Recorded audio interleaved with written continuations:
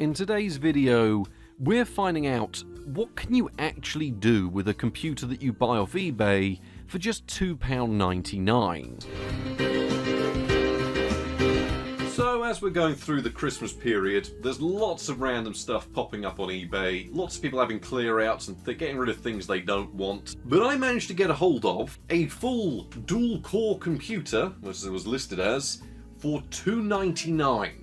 That's £2.99, genuinely under £3 with buyer's protection from someone that just wants rid of loads of bits. At least that's what the description said. I have pretty much no idea what the specifications are, other than it hopefully has 2 cores, but it was £2.99, which is cheap. So why don't we see what they've actually sent us and get this thing open. I love a good cheap computer, and this one, I feel like this one's going to be special given the time of year. So what have we actually got? The amount of tape on it that I've already taken off. Paper shreddings, of course. It's full of paper. Where do we begin here? Open this up. Paper, massive amounts. We do have a note. What do we got? Hi there, thanks for buying our old family PC. It's been sat in the attic for a while now, so I hope it works for you. It was used for schoolwork, and I believe my son used to do some gaming on it from time to time. Gaming PC in here. Not too sure what works on there though. Our local PC shop used to maintain the PC, but we have long since replaced it. I hope you're able to find some use with it. Please do leave me 5-star on eBay if you can. I'm trying to have a clear out after the divorce. It would really help. Bit of a bombshell dropped on that one. It genuinely does say they're having a clear out after the divorce. Nothing can ever be normal, can it? When you're shopping in this end of the market, that's just what you get. I don't want to make a mess, but it's just full of paper. Okay, there is a computer in here somewhere, and there's paper stuck to all bits of it. Right, what do we got? It's a Dell. I don't think there's anything else in here. No. Maybe these were divorce documents. Where would you get this much paper even from? I'm going to say that's what they probably were. Right, let's get this box out of here. That needs to be burnt. So here is the computer. Is it from a raffle? Did they try and raffle this? I mean, it is part of the Christmas season, but they've stuck a raffle ticket to the front. Did they try and clear this out in a raffle first? No one wanted it and then just whacked it on eBay. It's covered in paper fragments. Are there any signs of the specifications? Well, I've seen one. Windows XP Professional. It may be upgraded. There's no other markings at all. It's just... My robot has fallen. I mean, it's got a floppy drive, it's got a DVD drive, so the front of the computer is rammed full of dust. The raffle sticker on it, floppy drive with nothing in, a DVD drive. Oh, no, it's not been locked, it was just stiff. What do we actually have inside here? Not a whole deal. So maintained by a PC shop, I don't know how long ago, whether they've done a good job. To be fair, there's not much dust inside. Most of the dust is on the front, which we could get rid of if we want. It has PCIe, which is good. It has SATA on it, which is good. Has it got a hard drive? It has a hard drive in there. I'm seeing ribbon cables, but they don't look like... I think they're just proprietary ribbon cables rather than actual specific IDE ones. Yeah, everything else in here is SATA, which is modern by the standards of Windows XP. We won't put the lid on just yet in case it doesn't turn on. Let's plug it in to see what it actually does. Rather old, but hey, it's better than the other cheap computers we've got recently in this price range. VGA cable, that's next. I am very curious if there is an operating system still on here, because people will just get rid of an entire computer and not delete anything off it. I mean, we've had it happen before. We're not going to worry about keyboard and mouse just yet. We kind of just want to see if it'll turn on. Oh. No, it's already on from just plugging in the power cable. Right, let's see. Press F5 to run the onboard diagnostics. Battery voltage is low, that's fine. The battery's probably 20 years old. A world of office PCs. System tests. What are you doing? Okay, it's doing a fan test. We know that much. I can hear the fan test. It has got some questionable looking capacitors on it. Memory test, 2 gigs. 2 gigs of RAM, with 2 CPUs. Well, it seems to have passed the first set of tests that took around 10 minutes or so to actually complete. The rest will take half an hour, so we are going to not do them. Hopefully the fan calms down. That is... Okay, it's calming down a little bit. That was a tad excessive. Do you have an operating system on here? Okay, it does have an operating system. What is this? This has got a floppy drive, No! Has someone put modern Windows on here? This is peak local computer shop. What is this abomination? I can hear the hard drive dying inside. Is it running Windows 10? Anything past the original launch version of Windows 10 on a hard drive is painful. Time last set was 2020. Can we run DXDiag? What are our specifications? Just what is this? Why? This is why you don't buy £2.99 computers. We already know this. I was thinking, you know, maybe it's going to come with like Windows XP. Maybe someone's put Windows 7 on it. Maybe it's had a little bit of TLC over the years. Nope, straight up Windows 10 on a dying hard drive. And we don't even know the rest of the specifications yet. Okay, it's running Windows 10 Pro 64-bit, which I'm guessing is activated. We'll find out if it's activated in a minute. Mouse not working, so I'm going to try and get rid of the adapter and just plug this straight in and see if we can get mouse working. Nothing so far. Right, we can read through it this way. Has it got display drivers? No. It doesn't have display drivers. Do drivers even exist for this? How's the processor doing for usage? CPU is at 100%. Who would have thought that? These are not the specifications I would ever put Windows 10 on. 800 MHz, so it's running DDR2, which is nice. We do have a dual-core processor, which is bad. I say bad. They weren't bad back in the day, but they have long since been obsoleted. We've got no mouse support at all. Tried the Alienware that hardly works to see if it'll detect this one instead. Right, so what are our options here? I think we're going to have to do a few tests because last time we got a 20p computer, we wanted to see if we could get it to do things. And in the end, we did. But for £2.99, I mean, how much of a step up do we get? At least we get, well, the BIOS on it works, and it cleared its own tests, which is nice. It has a DVD drive that works. This is like an upgraded version of the 20p computer we got, which doesn't imbue me with hope. What is the processor so busy doing? I mean, probably just running modern Windows. Oh, it's trying to run OneDrive, because of course it is. Stop doing that. Go with the sketchy Elecmoga that seems to work in all systems.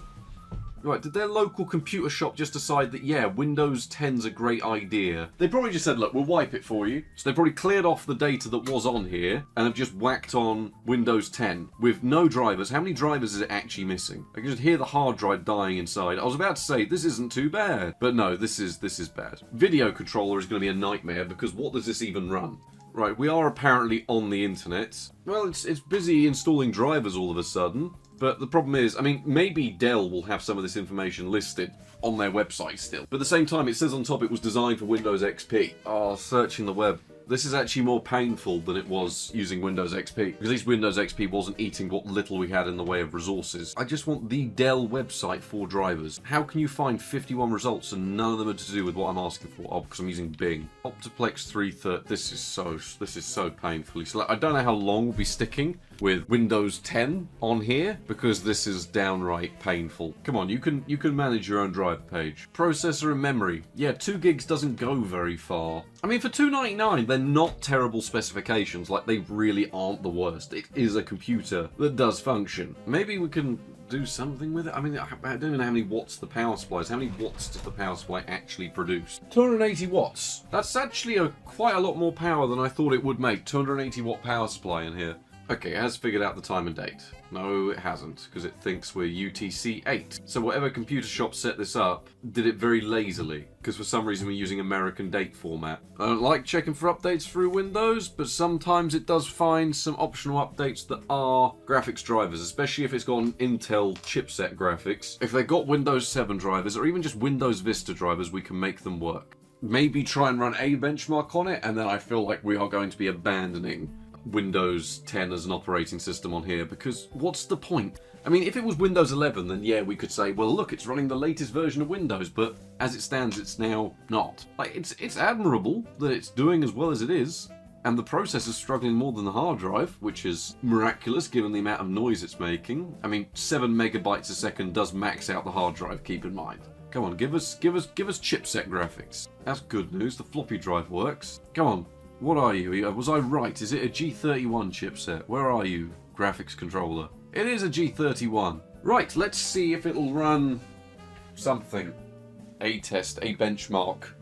I don't know how much we're going to do on Windows 10, but we'll try and get it to do something on Windows 10. Well, I've plugged in an SSD and now it makes angry noises from the floppy disk drive. Right, if we go to Steam, it should just work absolutely fine. Right, I wonder if we can still do the old trick to remove notifications to make our disk usage better. There's a few options for operating system we could put on here. I'd imagine we'll probably try something Windows that's better than this, and then we'll probably also try something Linux related. As it stands out of the box, I don't think anything modern is a good idea. Right, notifications, let's turn all these off. Thing is, it's not me that set up Windows on here. It's been someone that just doesn't care. So everything on here is enabled. Okay, it has dropped disk usage. It is getting quicker the more of these we turn off, which shouldn't exactly surprise anyone, but these options being turned on an old computer, designed for Windows XP, keep in mind, designed for Windows XP, does actually make this a lot quicker to use. It's never going to be fast because it has 2 gigs of RAM. We are out of that RAM. Cortana is not allowed to run. None of these things are allowed to run. Right, Steam, you do what you got to do. You're going to use all of our processor usage in the meantime to actually extract these files.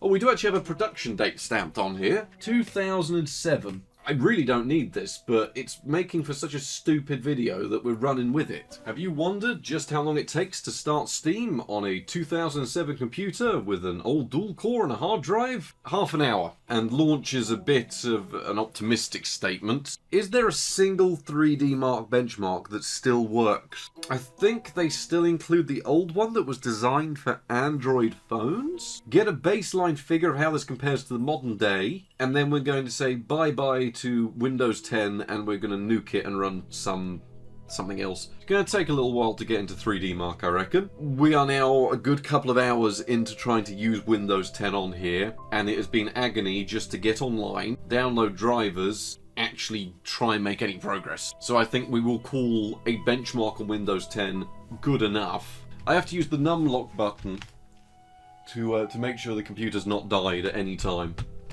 Honestly, this is wild. Ah, finally! 45 seconds later. I'm not a huge fan of Windows 10. I didn't mind it in its original form. In its original form, I quite enjoyed it. I used the insider previews, but as time went on, it became very bloated. And I know some people love Windows 10 in comparison to Windows 11. It just became a bit naff, personally. So we'll let that install probably about 45 minutes later, get that run through, and then we can nuke this and not have to worry about it ever again. Well, I was wrong. It didn't take 45 minutes. It just took 38. Isn't that great? 38 minutes to open a program. This is a benchmark that was designed for Android phones, and I used to test it on Android phones 10 plus years ago. Let's be honest, let's actually look at this practically while this loads. The 20p computer we bought was a nightmare just to get online and browse the web. With this, admittedly, it was slow, but all we did was plonk in a Wi-Fi adapter and it went online. And that's on a very badly set up version of Windows 10 running on a hard drive with no RAM and no drivers. And it was still able to do it. Like, the leap from our 20p computer to this, in terms of actual power, is huge. The difference is, we never expected that 20p computer running, what was it, a Pentium 4, to even try and run Windows 10. Whereas this is running a big bloated version of it. So, as much as I want to complain about this being terrible, it is terrible, but it's doing the job for $2.99. And they did give us such a lovely letter. But the only bit I have to say is their local computer shop. I mean, to be fair, can I blame them? Just not working at all. So we'll try one system restart, and then we'll give it one last attempt at trying to run something on Windows 10. So this time it just crashed. At least we know the out-of-box experience is downright terrible. Well, we are apparently in Half-Life 2. It's trying to load the Steam overlay at what does say 1 frame per second, and now the Steam overlay is gone. That's it. That's what we're calling it on Windows 10 and the Windows 10 experience on this computer. Is don't. Just don't. I'm not even going to launch it again because I've spent over an hour on 3D Mark, 45 minutes on Half-Life 2 launching. No, we're not. We're not doing it. Windows 7. That is the answer. It is always the answer. Now, I've already gone through a while ago, and I've patched Windows 7 up to where it should be for all the latest updates to work. So this should be all of the latest updates that I can include on Windows 7, so we don't have to manually go through and do them. Hopefully this is just a much better experience than what it was. And then we can actually take a look at the specifications, see what we're really running. I mean, we know it's a dual core, we know we have integrated graphics, we know we have a very slow hard drive that's dying, we know the floppy drive makes angry noises. Oh, back to the days when Windows was good. And these USB ports aren't too slow because running my SSD over them was quicker than the built-in hard drive, at least on Windows 10. And here's a screen that I doubt anyone's ever seen before. As of January 14th, 2020, support for Windows 7 has come to an end. Your PC is more vulnerable to viruses and malware. How about no, don't remind me again. And we're already at the desktop, which took no time at all. And judging by the looks of the resolution, I want to say it's already got drivers. Pentium dual-core E2140 at 1.6 GHz, display G31 chipset GMA 3100.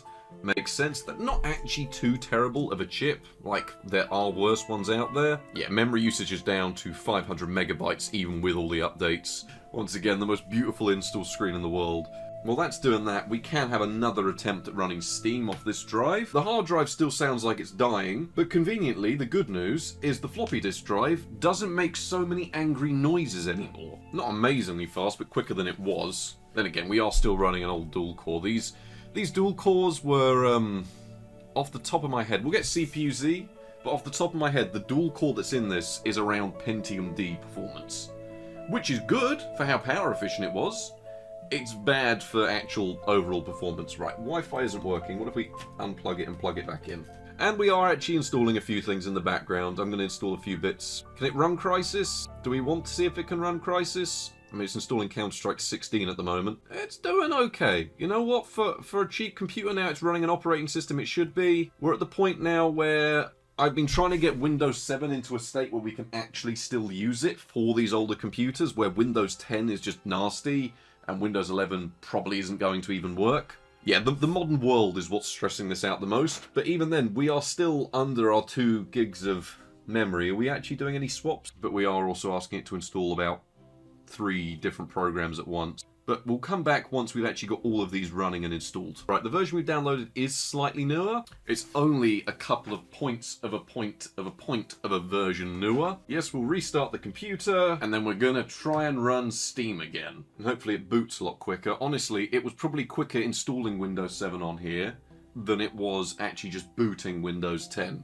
And I mean, it is a 64-bit system at least, so there is expandability there. 775 expandability is also good. I mean, the power supply is decent. Back in the day, you probably could have made this a semi-competent GTA 5 machine. I'm thinking you whack in a Core 2 quad, put in 8 gigs of RAM, chuck in a little GCN-based card, or maybe a... I mean, even this would work. This would work fine. This is a GTX 745. There you go. Now you've got a basic gaming PC. Now, my big hope for this is, where I've gone through and tried to update this package as much as possible with the ISO I've made, because this has got all of the updates I could find pretty much up to 2025, it should work just out of the box with Windows 7, and we shouldn't have to faff about trying to get Steam to actually launch. Now, it did spend extracting files last time about half an hour, 45 minutes. I'm hoping it's going to be a lot quicker this time.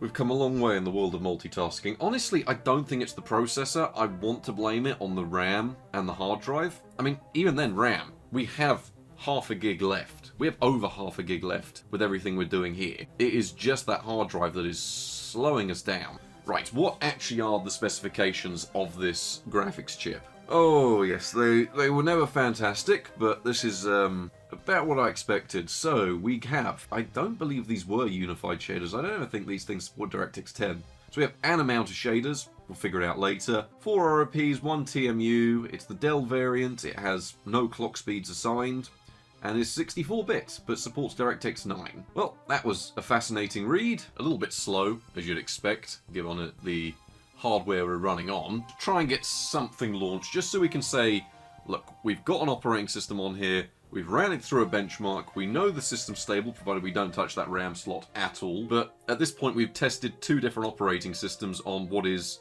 questionable hardware from someone's divorce. Let's see if it'll actually run this. I genuinely think this may be worse than some phones. If I have any data left over from my old days of running Ice Storm, I will of course include them to show you how this compares to a phone. This is our first look at the raw graphical capabilities of a £2.99 computer. An error has occurred. Okay, an error has occurred. Normal Ice Storm. Not even Ice Storm Extreme. Just the normal, very boring, very basic. It's just an error again. In the end, we end up settling for 3D Mark 2005 because even the old Ice Storm benchmarks, even the standard version, need a newer version of OpenGL that unfortunately our Intel GMA graphics can provide. So that meant that we were back running the old 2005 version where performance, well, it's better if I just let myself explain in the live clip that I've already edited down. My hopes are on the floor. But this is bad. What's the date on this? 2007. I suppose it is running off chipset graphics. But in a benchmark from 2005, 2 frames per second. See, I'm in two halves about this. I think we run through like it. I think, we take this as it is. £2.99 computer. If people really want to see it, I know I've said it already, and I'll probably say it again later. I think for under a tenner, maybe you could still make this a gaming PC. That's kind of why I bid on it originally, was I had 2 videos in mind. 1, what is it? Which has been fun in itself. And 2, is this still a viable option? I mean, our price range is limited. We have £7 more if we did upgrade it to a £10 gaming machine. But it doesn't exactly leave us swathes of money, does it? I suppose we'll wait and see what we can do. Let 3D Mark run through, we get a score, we find out what we already know, that it's terrible. I mean, it does a CPU rendering test, which is pretty good for gauging CPU performance. Find out what it does, because that was crap. Is this one going to run any better? I don't hold out much hope. This is a proper DirectX 9 compliant test in the era of DirectX. Was DirectX 10 around? I suppose 2007 did have Crysis. If you could run it on DirectX 10. Yeah, let's let this run through. Carry on going. When taking a look at the score that we achieved in 3D Mark 2005, we weren't able to open it up online, but I can gauge the performance from the numbers that we got, and it places this system as anywhere between a GeForce 2 MX at worst to a GeForce 4 MX at best, which are more or less the same chip at the end of the day. Yep, it turns out that running a system like this with really slow single-channel DDR2 memory does put a massive dent in performance, because my last experience using one of these GMA chips was, well, slightly newer than this. I think it was a GMA 4000 series, but at least I had dual-channel DDR3 and it seemed quite good. But it does appear the PC shop that was working on this system helped themselves about 2 gigs of RAM out of the system. I'm not necessarily saying it was the PC shop, but upon revisiting the clips of actually getting this PC open out of the box, you might notice that one of the RAM slots is already undone. The clips were already open for it to have been taken out, and no one bothered to put them back in, because why would you? The system's going. At the end of the day, it's a bit annoying because that single channel memory, well, it really does dampen what little performance we could get. But when we actually look at this overall, just what are the specifications of this entire system when that graphics card is offering such woeful performance out of the box? Well, specifications-wise, this was originally a Dell Optiplex 330 small form factor PC. You used to see them in offices all over the place, and I can remember seeing them plenty of times, mostly as retired systems that were just being kept on life support because they were still running Windows XP, but the specifications really are of their era. Featuring a Pentium dual-core E2-140, which has 2 cores and 2 threads at 1.6 GHz, it's not a spectacular chip, but what it did offer was Pentium D performance at around half the thermal load and half the power requirements, so it was a much easier chip to work with. Graphics side-wise, we have an Intel GMA 3100 chip, and with RAM we have 2GB of DDR2 800MHz RAM running in single channel. The system is from roughly 2007, roughly sort of August time, depending on where you're looking on the system. There's a few dates that are dated September, so I'm not too sure if maybe it was upgraded or it was spec'd up differently. We have 70GB of storage from a dying hard drive, which is a Seagate one, I believe, and with operating systems we've got Windows 10 on here that we got rid of and replaced with Windows 7. It cost us £2.99 because these machines really are worthless, And when you actually take a little bit more of a deep dive into the specifications and start looking at things like the graphics chip, well, things don't get much better. The GMA 3100 is based on the Bear Lake G+ architecture, which, as I said, wasn't actually too bad in some of its better forms, but here today, where we have 256 megabytes of system RAM, which is running in single channel, it hampers things. When you factor in a 64-bit memory bus, 4 pixel shaders, 4 ROPs, 4 TMUs, and very basic support for even the APIs of the era, well, performance is definitely stunted. So that very much is the system we got for £2.99, and for that price, it's not terrible, but it's also really, by the standards of 2025, not great at all. Now, given we are testing the system just as we got it out of the box as a £2.99 PC, I wanted to try and, be optimistic about things, because as I said, I've had experience with these GMA chips, and we've seen even the GMA 950 can be forced to actually run some games, so surely, a good few years on from that, when we can run things like Windows Aero effects, which at the time actually required you to have a somewhat okay graphics card, well, maybe there's something we can do with it. But I really was not expecting the performance hit we got from running DDR2 in single channel, to the stage where one of the redeeming qualities I found was at least the VGA output quality was really remarkably good, to be honest. It's really good analog output. But anyway, that's about as much as I can say before we have to get into the benchmarks. Starting off the benchmarks, we have the game that should work on absolutely everything with Half-Life 2 and the Steam version, because back in the day I'm fairly sure I ran the Half-Life 2 version that was available on Steam on a PC like this. But it does seem, after the updates that have come across those, what must be over 10 years since I last tried running it, performance has got worse, and in terms of actual API support for these old GMA cards, well, it must be calling on some effects that it simply can't do, because I've never seen it look this bad since we were testing, the 3D Phantom? So 23 FPS on average with 1% lows down to 12 FPS, and this was with using low settings in 640 by 480. Genuinely, this really did put a dampener on things. To try and bring back some redeeming qualities, I went through and loaded up the original 2004 port, where we saw around a 5 FPS gain to our average, slightly better 1% lows, it was still fairly stuttery, but it didn't have all the graphical effects that were broken in the new Steam release. So Half-Life 2 was just about playable, but you're probably better off dropping to, say, something like DirectX 6, to be honest, to actually try and keep a consistent frame rate. But at the end of the day, we did get Half-Life 2 somewhat running okay.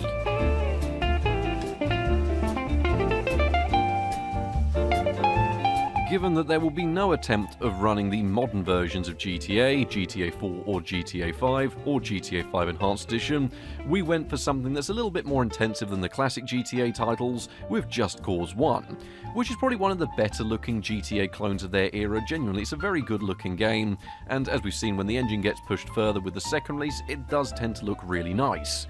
But here, with the original release, with low settings in 640 by 480, it wasn't exactly a great experience on the system. Genuinely, I thought it might run slightly better than this, because this port, it usually favours low-end hardware better than you'd expect, but still, 17 FPS on average, 1% lows down to 11 FPS, it was controllable, at times. Most of the time it really wasn't. So yeah, Just Cause 1, not a good idea. Maybe some of the older GTAs would work, but even then, I'm not too sure.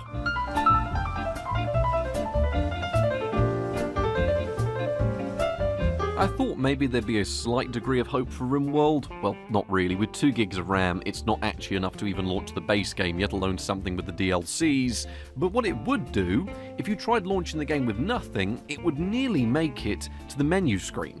And when it was nearly at the menu screen, it would promptly start swapping RAM and hard drive space so much that it would lock up the entire system. You could bring it back, it'd take you around half an hour to do so, but most of the time RimWorld, well, it would just completely kill the PC, which is pretty good. Civilization 4 did work better than expected when there were smaller maps and not much going on, so in a 1v1 battle you could see anywhere from 30 to 60 FPS, which wasn't too bad. The problem is, when you wanted to scale up and play a proper full-on game of Civilization, the computer would struggle. It wasn't just the graphics card struggling this time, it was the processor struggling quite a chunk with the actual calculations and the simulations. But at the end of the day, given the type of game that Civilization is, you could just about get away playing it with this 14 FPS average. It is worth noting that this was loading into quite a late game scenario, so quite intensive for even somewhat okay systems of the time, but still, 14 FPS, you could get away with it, but you're probably better off dropping to something like Civ 2 or Civ 3 that don't require any graphical side rendering.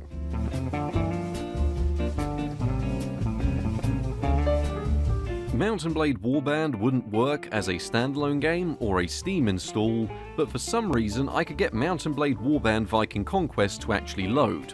Now, we're running the game with low settings in 640x480, with absolutely everything turned down to the minimum, while also using DirectX 7, which is the only way I was able to get in-game.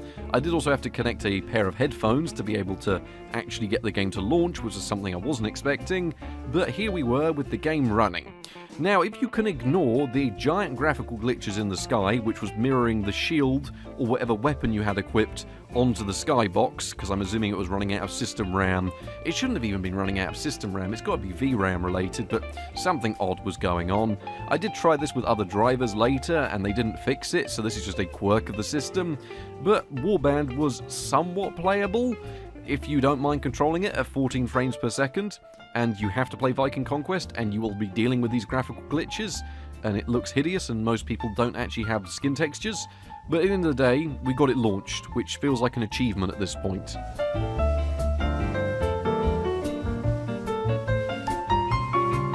For once, we actually had a title that worked fairly well. Oddworld Munch's Odyssey, running with the original release port, not the updated version, was able to run in 640x480 with 28 FPS on average and 1% lows down to 24 FPS. Now, it's worth noting when not much was going on, say you were in like one of these smaller levels where not much is actually happening, like the intro tutorial, you could see anywhere from 60 to 100 FPS. During actual larger areas of the game and larger levels, this would hover between 25 to 35 FPS, but didn't stray away from being playable once, and actually looked pretty decent without any graphical problems. I found both ports of this game to be good, the updated one and the original, so it's worth keeping in mind that this tends to be quite an optimized title if you're someone that is actually using an Intel GMA chip in 2025. I don't know why you would be, and you'd be using one in a worst case scenario like we've got here, but you can just about get this running and looking pretty good. Usually Fable the Lost Chapters on graphics cards that are this weak refuses to start, but there is definitely some Intel side trickery going on here that enables it to launch on cards it shouldn't. And is it playable? Not really, with 22 FPS on average and 1% lows down to 14 FPS even when utilising low settings and a very low resolution, but it was controllable. And at this point, using this computer in general, it's bringing me back to a time when I had to gauge if a game was playable on if it was controllable. The frame rate didn't matter, all that mattered is could I control the game. So Fable was controllable, but whether or not you call that playable with a frame rate this low depends on how low your standards for gaming are. At the end of the day, we got it launched, we got it running, it looked terrible, it played terrible, but you could actually play the game.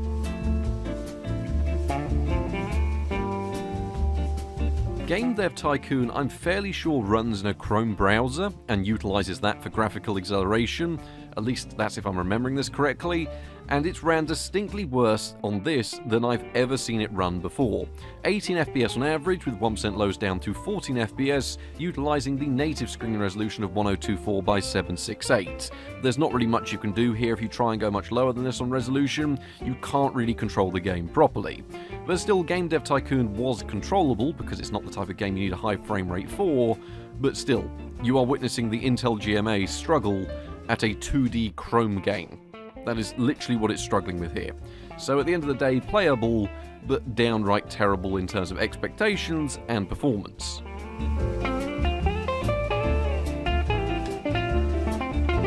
I did decide maybe we should pull even further back from these types of games. At the end of the day, we're not testing anything modern, we're testing things from either before this PC existed or around the launch time of this PC. But even moving things back to Halo Combat Evolved, and we saw 27 FPS on average, with 1% lows down to 16 FPS, while utilising low settings in 640x480. It's nice to see that at least on these more modern Intel chips, it's not doing any trickery to sort of merge all the terrain into one large soupy mess, and you do actually get some degree of quality to the textures. Still, this does harm the frame rate, meaning 27 FPS on average, and 1% lows down to 16 FPS, which is pretty much bang on par with how this game ran on that 20p computer, if I'm remembering correctly off the top of my head. Still, at the end of the day, it did look better, only because there's no driver-side trickery going on here, but yeah, even games like Halo Combat Evolved don't run well.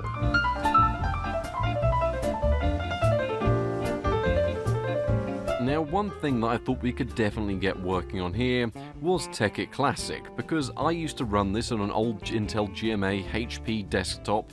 There was also some small, cheap, small form factor unit, and I managed to get it running at nearly 60 FPS. So utilising similar settings to that, with low settings and Optifine's lowest settings in a locked 800x600 resolution, what did that return us? Well, 23 FPS on average, with 1% lows down to 18 FPS, which really is dire given how many options I turned off and the limited full screen resolution. Eventually we did get the game to stabilise at around 25 to 35 FPS during smaller and simpler areas, but at the same time, I was expecting about double the frame rate here. Maybe I was being a tad too optimistic, but yeah, Tekkit Classic you can just about make controllable. Whether or not it stays playable is up to you. Moving things back even further, how does a system like this deal with Morrowind? Well, it's got to be said, this really did actually show some sort of redeeming factors for the processor, because even at 1.6 GHz in a very single core dependent game, the processor was having no problems with Morrowind. We had plenty of utilization left over on our single core, where we were purely limited due to our Intel GMA. So for retro gaming, maybe one of these old Pentium dual cores isn't such a bad shout.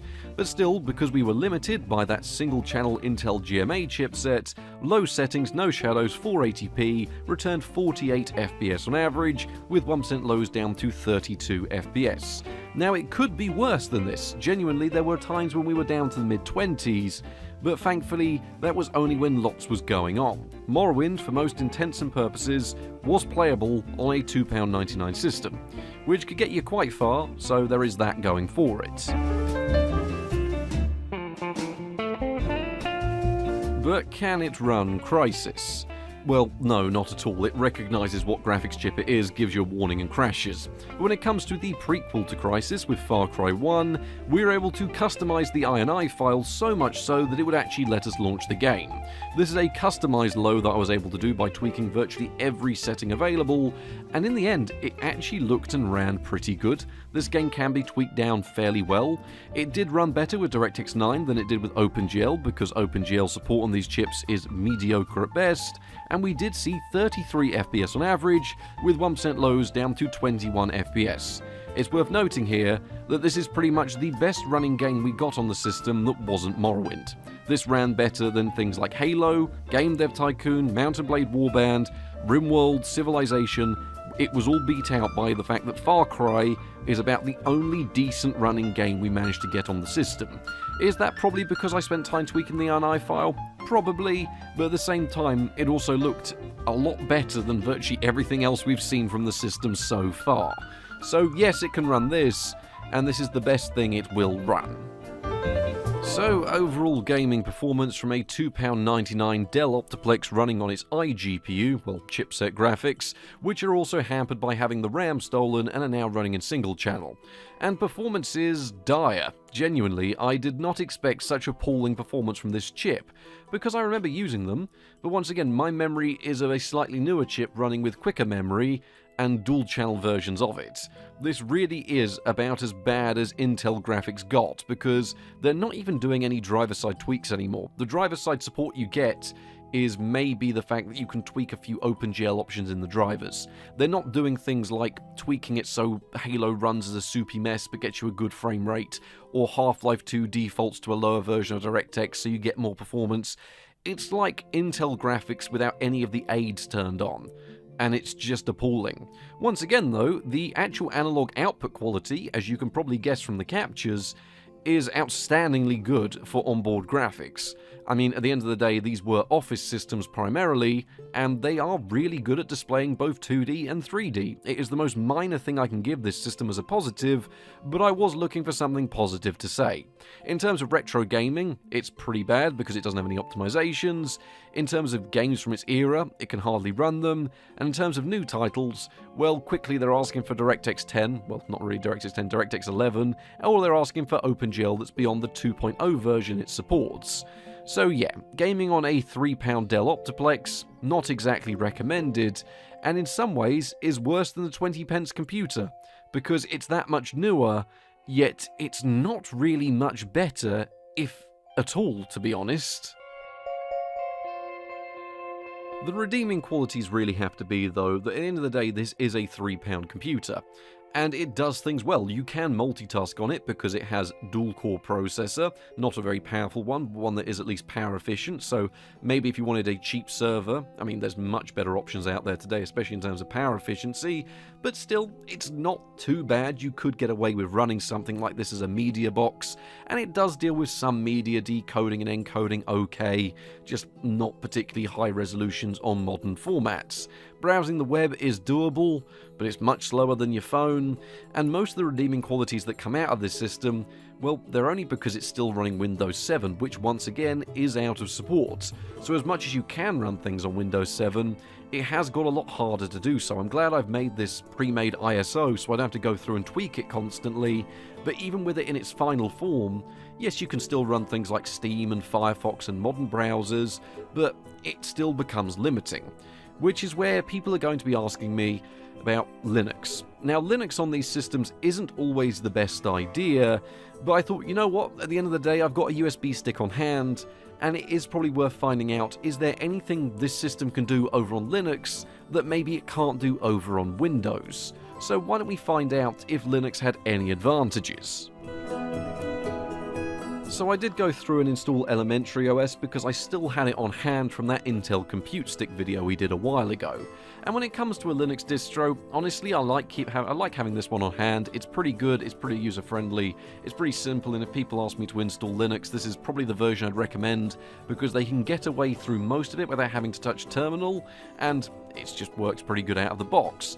It also has a fairly good amount of system support even on these older Dell systems. So actually getting it installed on here, yes, it did take quite a while. It is quite a big operating system to install over an old USB 2 port onto a dying hard drive, so it did take a little while to get Elementary OS on here. I mean, I thought it had crashed at multiple points actually loading up to the installer, but eventually we did get Elementary OS on here.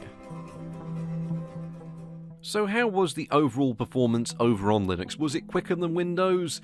Well, it was much quicker than Windows 10. If you had a choice between Windows 10 or running even this, which is one of the heavier versions of Linux out there, you're probably better off going with Linux because at least you won't be spending upwards of an hour waiting on some tasks to actually do or programs to install. You could browse the web fairly easily. I don't know if I'd say it was necessarily as smooth or as practical as Windows 7, but in terms of actually being a modern alternative to Windows that you could run on a system like this, well, it wasn't too bad. There was plenty of program support, and the system didn't feel all too sluggish. It was slower than Windows 7, but still quicker than Windows 10, and when the system had actually settled in a little bit, and it had been a few minutes since you'd booted up the PC, and everything had loaded in that you needed to use, well, it wasn't too slow. Loading things like the web browser weren't particularly fast, but maybe it was quicker going between certain web pages with the built-in browser, and it was a bit more RAM efficient, which when we've only got 2 GB of it, not too bad to do. That's actually one thing it did have going for it. RAM efficiency seemed better on Linux when we were browsing the web, compared to Windows 7. Both were pretty close to each other, but it was slightly better on Linux. It's such a minor point, but, you know, might as well give points where they're due. It did do really well with that. Given that this system seems to have the most support for Windows 7 era software, it's not exactly like you can do too much more than just turning this into a basic sort of web media center over here on Linux. You can do some forms of gaming, but you will be using the older SDL or X11 protocols purely because of how dated and unsupported the system is. Trying to force things like Wayland on these older Intel chips, doesn't tend to work too well. The system tried to do that a few times until I forced it to use SDLX11 as a fallback, and it worked okay. I mean, to be fair, for the types of gaming this system is good at, it's like basic games like OpenTTD, it does handle it really rather well, better than I expected it to, with very little in the way of performance drops or things like that. But then again, you'd also be relying on there being native Linux ports of titles to actually get them running, because you've got no Vulkan and you've got nothing like that here. And although you do have some basic Intel drivers on the system, they're not spectacular by any means. They will work and they'll get you by, but if anything, they are worse than the Windows drivers. So yeah, as a PC that you can use, Linux is probably better. If you are using this as an experiment, Windows has more you can do with it. It just depends what option you're going for. At the end of the day, this system without an SSD in it is going to be slow no matter what you're running on it, unless you're going back to something like Windows 2000 or XP. So yeah, Linux wasn't bad, you can do some gaming with it, you can do some web browsing with it. It's better than Windows 7 for support, but it's slower than Windows 7 to use. So there we have it, the £2.99 Dell Optiplex that was bought as collateral from someone else's divorce. And it's been a fun one, it's been a slow one more than anything. I mean, spending as much time as I did on Windows 10, even though it's only cut down into about 5 minutes of editing, was nearly a whole day utilizing and using Windows 10 before I simply just had to give up. We wouldn't have got anything done if we'd stuck with a modern operating system. And it's a shame, because really any PC shop, it doesn't take long to install Windows, at least a version of Windows that would maybe run better. But to clear someone's PC and just leave it running Windows 10, and then probably nick 2 gigs of DDR2 out of the system, well, you've ended up with something that is more or less useless. At the same time, it's £2.99 and comes running and working, admittedly very slowly. So it's been interesting. I mean, it's been nice to know that Intel GMA deserves the terrible reputation it got, because I have never used it in such a bad way with single-channel DDR2. I actually had no idea that Intel GMA could be that terrible, but now we know that it can genuinely be so bad that you're better off using a GeForce 2MX, because at least it'll do something, or have some tweaks in there to actually enable it to run games, which the lackluster drivers for this don't come with. It's such a weird middle era for Intel, before the HD chips, and after the launch of the GMA 950, where they sort of just gave up a little bit. But anyway, I hope you've all enjoyed watching this odd video where it's more just been order something and see what we get. Maybe we'll be revisiting this. I could always get some cheap DDR2 and a cheap graphics card and see if we could build a £10 GTA 5 machine, but that's probably going to be waiting until I can get a cheap SSD to go in this as well, because I'm not using it again with a dying hard drive. Anyway, thank you all very much for watching, and good night.